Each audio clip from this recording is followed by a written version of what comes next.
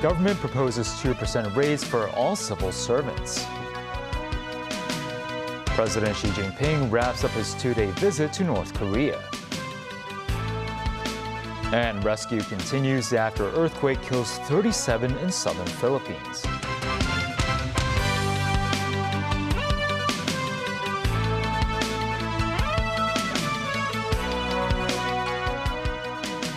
Good evening and welcome to TVB News. The government has proposed a flat 2% pay rise for all civil servants, starting retrospectively from April 1st. The universal increment is lower than the demand by civil servant unions, which is at least 3%. Most Night reports. The government earlier proposed a three-band salary rise for civil servants, ranging from 1.17% to 4.12%. After discussion between the Chief Executive and Executive Council, the final pay rise proposal is set at 2%. Speaking to the media, Secretary for Civil Service Ingrid Yuan says authorities have considered 6 factors, including inflation and the government's fiscal position, before deciding on the uniform 2% pay rise. When asked about whether the Executive Council had included social sentiment as a considering factor when making the decision, Yuan said it's always a noted aspect for officials. Not only public sentiments about individual incidents, but also public sentiments about our public expectations about how the government should manage its finances, how the government should act, should make responsible decisions about our future. Meanwhile, starting from October, a new appraisal system for civil servants will take effect. Under the system, underperformers will not receive a pay increment for 6 months. Another review will take place to determine whether an increment should be granted to the individuals by the end of the 6-month period. Asked if the 6-month review period of the appraisal system will reduce the deterrent effect for underperformed civil servants, Yuan says it will not be the case, but the mechanism will help them improve more quickly. Chief Executive John Lee says the new system is sensible and practical. Will be granted only if the merits deserve it. And the Civil Service Bureau has introduced this new measure to ensure a clear reward and punishment system. And that will reward those who are working hard, who has a passion for his job, and serves the public well. The Civil Service Bureau says it will hold briefings for civil servants to explain the new system. Mums 9, TVB News. Speaking about the latest national security subsidiary legislation submitted to the Legislative Council, Chief Executive John Lee addressed concerns that the measure could further centralize the CE's authority. The government introduced subsidiary legislation for safeguarding national security is purely to make the law even clearer in the classification mechanism for offenses that relate to endangering national security. It is not intended and will not expand the definition of the offenses, and it is not adding any new offenses, any new power or punishment. And it also does not expand the scope of application of the law. President Xi Jinping is concluding his two-day tour in North Korea, in which he and Kim Jong-un agreed to expand cooperation in the areas of politics, economy, technology, and culture to open a new chapter of bilateral ties. Dan Zhou reports. Boarding his flight back to Beijing, President Xi Jinping concludes his 2-day state visit to North Korea, where he sat down for talks with his leader Kim Jong-un. The leader spent the second day of Xi's trip visiting the Sino-Korean Friendship Tower, observing a moment of silence for the Chinese soldiers who died in the Korean War in the 1950s. They also dropped by Pyongyang's top cadre school, where they planted a fir tree together, according to Xinhua News Agency. Xinhua reports Xi as saying at an evening banquet that the two nations, linked by mountains and rivers with a shared common future, have seen their traditional friendship pass down across generations and grow ever stronger through the test of the evolving international landscape. Xi states he and Kim have reached important consensus on further advancing ties, with pledges to grasp the trend of the times, strengthen strategic communication and people-to-people bonds, and jointly open up brighter prospects for their socialist cause. During a summit late on Monday, Xi points out that he is ready to work with Kim to take this as an opportunity to boost top-level planning and strategic planning, as he urged both sides to make positive contributions to regional peace and stability. He further underscores the need to firmly safeguard the country's respective sovereignty and security interests. Kim, for his part, says he views Xi's choice of the DPRK as a destination for his first overseas visit of the year as a testament to their unbreakable relations, and vowed to maintain the friendship as Pyongyang's most important top priority strategic work. Kim also reaffirmed support for Beijing's One China principle, regardless of changes in the international situation. The official Korean Central News Agency reports that the two sides have reached broad agreement on strengthening strategic coordination to safeguard their shared interests following discussions on a range of international and regional issues. China remains North Korea's largest trading partner and main diplomatic backer in the face of international sanctions over its nuclear arsenal developments. Danny Zhou, TVB News. The Trump administration on Monday released an updated list of entities that it designates to have links with the Chinese military, not only those that are directly controlled by the Chinese military and security forces, but also companies allegedly aiding the country's defense industrial base. Among the prominent new additions are the tech giant Alibaba, EV maker BYD, search engine Baidu, and robotics firm Unitree. Media reports say the list of firms can still do business in the U.S., but may face reputational damage and risk further restrictions. In Beijing, authorities are lashing out at Washington's groundless suppression of Chinese companies. 中方一贯坚决反对 China always firmly opposes the U.S. overstretching the concept of national security and creating various types of discriminatory lists to go after Chinese businesses. We urge the U.S. to correct its wrongdoings and stop the unwarranted suppression of Chinese businesses. China will do what is necessary to firmly protect their legitimate and lawful rights and interests. The Chinese embassy said in a statement that Chinese companies observe the laws and regulations of the countries where they do business. Alibaba and Baidu have rejected their inclusion on the list and warned to take necessary legal actions, calling accusations that they're military companies baseless. Rescuers search a collapsed market structure in the Philippine city of General Santos following Monday's earthquake. The 7.8 magnitude earthquake, which rocked the southern Philippines, has killed at least 37 people, injured more than 200. It is the strongest quake to hit the archipelago this year. According to the Office of Civil Defense, the fatalities are caused by landslides, drowning, and injuries sustained from falling debris.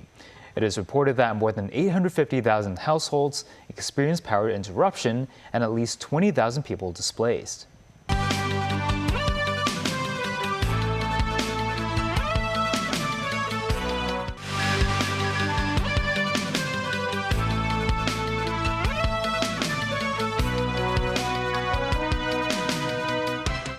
A U.S. Army Apache attack helicopter crashes near the Strait of Hormuz, with President Donald Trump saying the two crew members on board were fine after the incident involving the strategic waterway, which remains under a chokehold by Iran. Trump also expresses optimism over negotiations with Iran. Dan Rao tells us more. What caused the U.S. Army Apache attack helicopter to crash remains unclear Tuesday morning in the Middle East. U.S. President Donald Trump acknowledged the crash. He says the pilots are fine and nobody was injured. Apache helicopters have been a key asset for the U.S. military as it enforces a blockade on Iranian crude oil shipments and tankers, seeking to pressure Tehran into reaching a peace deal. Trump also expresses renewed optimism over negotiations with Iran. We're very close to having a very, very good, strong, powerful deal.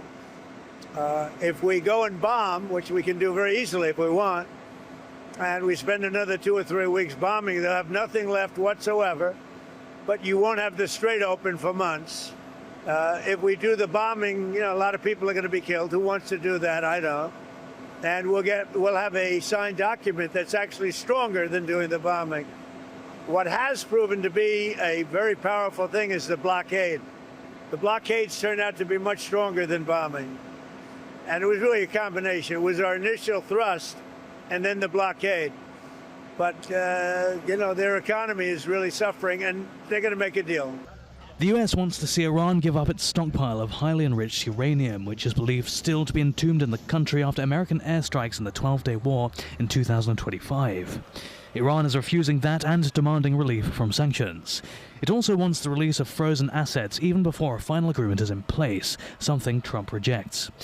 Of overflight time. Meanwhile, the United Nations is denouncing major escalations in the Middle East, following Israeli strikes on Beirut and Iranian strikes on Israel over the weekend. Iran's military says it has halted offensive strikes but will respond to aggression by Israel or its allies. Israeli Prime Minister Benjamin Netanyahu also hinted the latest round of fighting is over. However, he says Israel will respond with force if attacked further by Iran. Dan Arel, TV News. A lawsuit to halt an upcoming mixed martial arts UFC fight could dampen U.S. President Donald Trump's 80th celebration. This comes as the fight cage nears completion on the White House South Lawn. Crews are erecting an octagon-shaped cage that will host this Sunday bout. Thousands of temporary seats, including space for a full marching band, will be set up around the cage and the stage. Water is also continuing to fill the Lincoln Memorial reflecting pool, which was painted blue by Trump. Meanwhile, a federal lawsuit has been filed to stop the UFC fight and another to halt the pool color change. The party suing against the fight says it violates National Park Service regulations prohibiting sporting events on federal parklands. The Chinese University's Medical Center has introduced a multifunctional robot capable of performing endoscopic surgeries with increased flexibility and accuracy. The robot is currently used for designated surgeries, including urological procedures. The center hopes to apply the robot to other specialist areas in the future.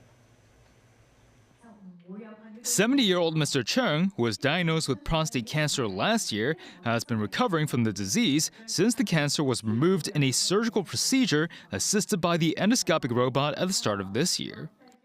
Cheng said he was surprised that he did not suffer from incontinence after the surgery, a condition which concerned him the most. Developed in Hong Kong, the endoscopic robot was introduced to President Xi Jinping during his visit to the science park in 2022. Composed of 3 parts, the robot consists of a control panel, a robotic arm platform, and a high-definition display system for its user. The multiple arms are capable of conducting various tasks, such as endoscopy, and can raise the flexibility and accuracy of surgical operations while decreasing the risks of bleeding and other complications. There are 3 such robots in the city, and the CUHK Medical Center introduced one of them to be used for urological operations. Jeremy To, an associate professor at CUHK's Department of Surgery, said the robot could provide tremendous help in precise procedures in the prostate, given the complicated network of nerves in the organ. He hopes the robot could help maintain the patient's urine control post-operation in addition to removing the cancer. The medical center is also rolling out a funding program to financially assist patients undergoing surgeries involving the endoscopic robot.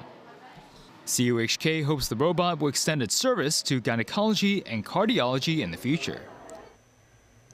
Veteran filmmaker Raymond Wong Pak Ming has been sentenced to 5 months in prison for violating the Securities and Futures Ordinance. He's granted bail and pending appeal. He was sentenced at the West Kowloon Magistrates Courts. The 80-year-old Wong is the chairman and controlling shareholder of Pegasus Entertainment Holdings Limited. The case alleges that in 2017, he negotiated with a third party to buy and sell shares of his company, during which time he instructed his sister to purchase shares at a specified price, profiting about $1 million. Wong's lawyer says the case's long delay has placed immense psychological and emotional pressure on Wong. He has been diagnosed with prostate cancer and has been on the receiving end of triad harassment and intimidation.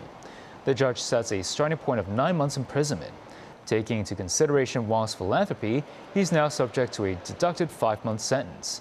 He is also fined $99,000 and has to pay for litigation costs at $370,000.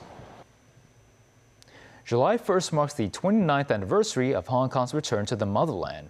Chief Executive John Lee announced various promotions will be rolled out to celebrate the occasion.